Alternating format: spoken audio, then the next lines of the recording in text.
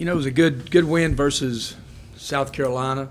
I think it started out like a lot of the home games that we've had, Arkansas, LSU, and Auburn, that we got leads and obviously maintained the lead. It was a good feeling. Had a good day Thursday, and preparation for Florida. Obviously, Florida's really good team, had a great comeback win, got down 22 in the second half, played great offensively, guarded in the second half, and so it's looks and plays just like an NCAA tournament team. I think their team, probably Mike will tell you, it's still a really young team, and playing a lot of freshmen, and but a very talented offensive and defensive group. So, but looking forward to it Monday. Hopefully, had a great crowd, good weather, and be a good environment here tomorrow.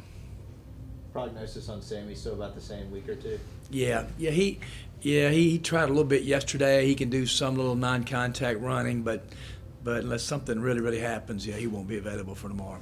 Dude mentioned that he felt like and you talked about it, that he'd been a bad practice player, but that he's kind of come around the last 2 weeks after you had to sit down. What was that sit down like, and what have you seen from him in practice? Yeah, I just think that, he shot himself in the foot a few times, and dude we talked about it. I'd go in the staff meeting and say, guys, okay, we're going to give dude an opportunity today, and he just would have a really kind of poor outing at a practice or a bad game day practice. And so I just think, like a lot of young guys, he's matured. He kind of understands what's expected about every rep. And he, like a lot of our young guys, they're still not there yet, but he has. He's been a lot better. Body language been a lot better in practice, receives coaching better. He never was bad, but just to a point where you really got to be. And and sometimes you sit on that bench long enough where you just really want to play. And I think now he's kind of just giving his whole self into hopefully the process. And he gave us really good minutes. Plus 16 the other night. Whether it's dude or someone else, what does it mean to have that eighth person that you kind of trust in the rotation? Yeah, we just found out is that when we started trying to play 10 guys in a game, our team would play poorly. Whether we're trying to play Carlos and Franco and Dude, I was just trying to search to find some of those guys. And so we've just kind of said we're going to try to play 8 guys.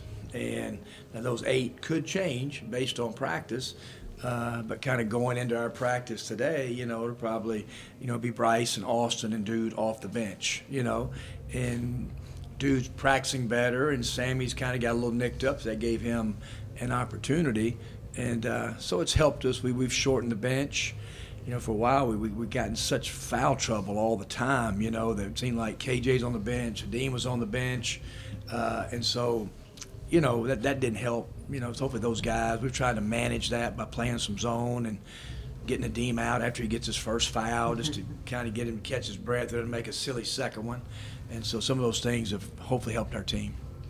How often do you get a young freshman in here that kind of just doesn't understand quickly enough how to practice? Yeah, it happens all the time.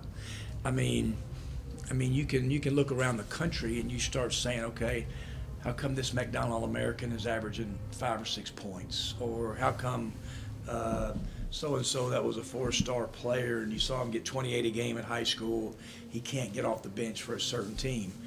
His talent is still there, but it's just usually his toughness, his basketball IQ, and his motor. That's just those 3 things. And so when you get young guys that can have toughness and IQ, the coaches will let them go through mistakes, So it's just, it happens. And, the guys that stay patient, will usually figure it out. They want to play, badly enough. And I think it happens in every sport all across the place.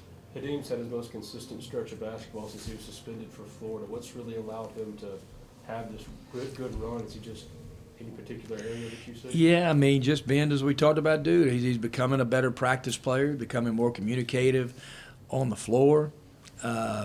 He's, knock on wood, he's done a better job of staying out of foul trouble for the most part. He fouled out of LSU, and our whole front line fouled out of LSU. KJ, Blake, and Hadeem, and both did it.